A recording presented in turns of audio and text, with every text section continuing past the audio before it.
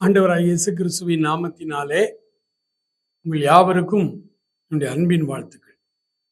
ஏசாயா 41:13 சொல்லுகிறது, நீ பயப்படாதே, நான் உனக்கு துணை நிற்கிறேன். காலை வேளையிலே ஆண்டவருடைய வார்த்தை நமக்கு நேராய் வருகிறது. நான் உனக்கு துணை நிற்கிறேன். ஆண்டவர் ஒரு நாளும் பாதுகாக்கிற தேவன். அவருடைய பாதுகாப்பு எப்போது நமக்கு தேவை.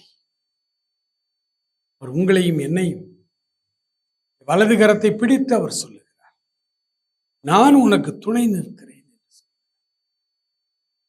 ஆண்டவர் நமக்கு துணையாய் நிற்க வேண்டுமானால் நாம் அவருடைய முகத்துக்கு முன்பாக, அவருக்கு முன்பாக உத்தமனாய் நடந்து கொள்ள வேண்டும். வேதம் சொல்லுகிறது, உத்தமனுக்கு கர்த்தர் துணை.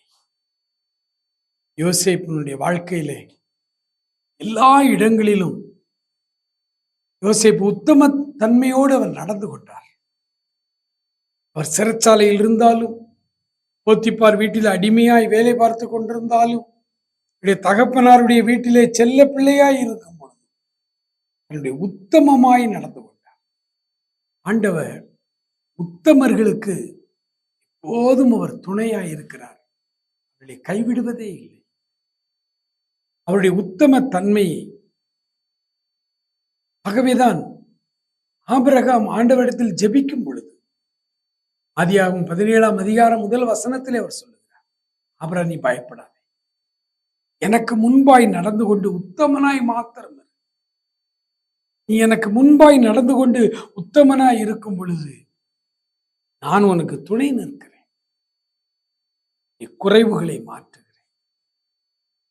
அன்புக்குரியவர்களே, காலை வேளையிலே இக்குறைவுகள் மாற ஆண்டவருக்கு முன்பாக உத்தமமாய் நடந்து ஆண்டவர் நம்மை ஆசீர்வதிப்பார்.